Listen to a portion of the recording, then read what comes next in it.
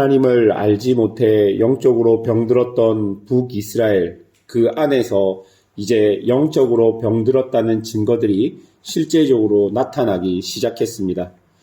이 말은 영적인 병이 더욱더 깊어져 가고 있다는 것이고, 또한 영적인 병은 영적으로만 끝나는 것이 아니라 꼭 우리의 삶에 직접적인 영향력을 준다는 것을 보여주고 있는 본문입니다. 그들이 이렇게 영적인 병에 더 깊어지는 가장 큰 이유가 무엇일까요?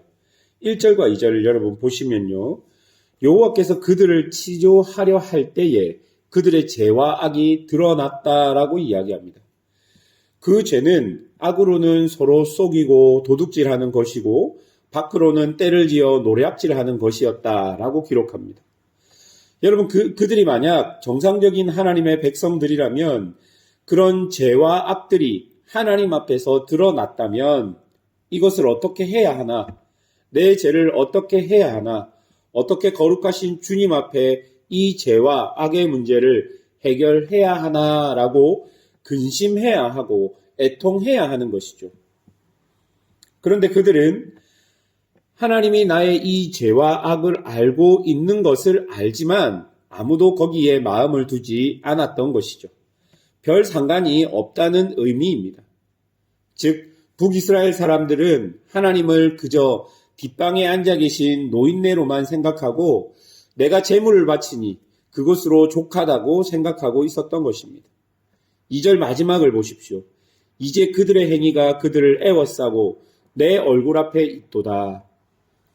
하나님 얼굴 앞에서 죄와 악을 계속 여전히 행하고 있다라는 그 구절입니다. 여러분, 실제로 북이스라엘에서 어떤 일이 벌어졌는지 그 다음 구절부터 나옵니다. 3절부터 7절까지를 보면요, 이 구절들을 보십시오.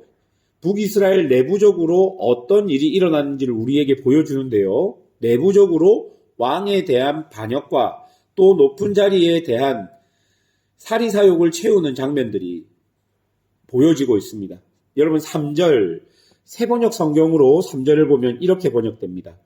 왕을 갈아치울 자들이 악한 음모를 품고서도 겉으로는 왕을 기쁘게 하며 온갖 기만으로 대신들을 속여 즐겁게 한다라고 번역되어 있습니다. 4절에 보면 마치 그들은 욕망에 달구어진 화덕처럼 자신의 욕망을 이루기 위해 세력을 이루어 왕을 죽이고 높은 자리를 자신의 세력으로 다 채우려고 하는 것이죠. 여러분, 그렇게 하려는 이유가 무엇입니까? 나라를 자신들이 원하는 대로 그렇게 만들어가고 싶은 것이죠. 그 나라를 통해 자기가 이루고 싶은 자신의 욕망을 이루고 싶었던 것입니다. 마치 그 나라 속에서 자신이 하나님과 같은 권한을 가지고 싶었다라는 것이 보여지고 있는 것입니다. 나라에서 이런 일들이 일어나고 있는데 나라가 곧 망할 위기의 사건들이 반복적으로 내부적으로 일어나고 있는데요, 그 이스라엘 백성들은 어떻습니까? 7절 마지막 구절을 보십시오. 내게 부르짖는 자가 하나도 없도다. 여러분, 이렇게 나라가 패망의 길로 가고 있음에도 불구하고 그것을 진정으로 알아 하나님께 나와 긍휼과 자비를 구하는 사람들이 하나도 없었다라고 본문은 기록합니다. 아무도, 그 누구도 하나님의 자비와 은혜를 구하지 않았던 것이죠. 또 8절부터 12절까지를 보십시오.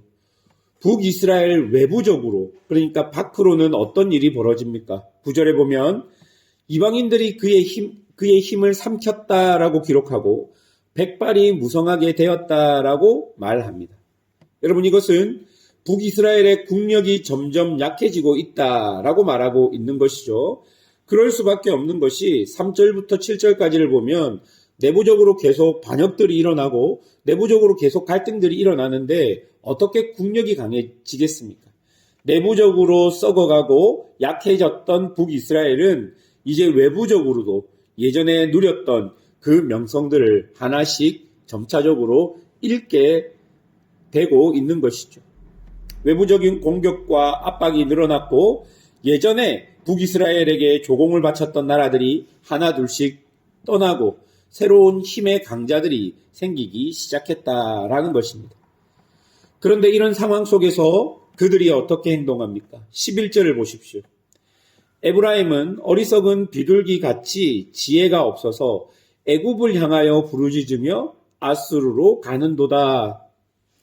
여러분, 11절에 나오는 에브라임은 북이스라엘을 지칭하는 단어입니다. 그들은 애굽과 아수르를 향해 도와달라고 그들을 의지합니다.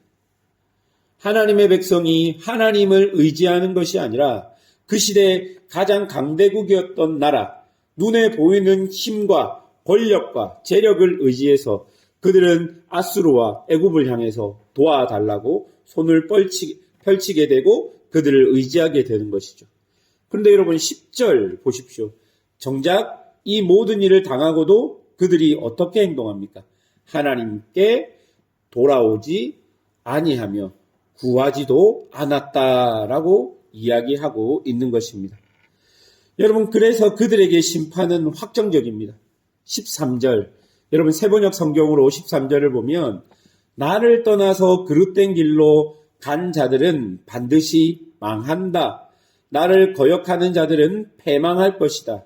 건져주고 싶어도 나에게 하는 말마다 거짓말 투성이다 라고 번역됩니다.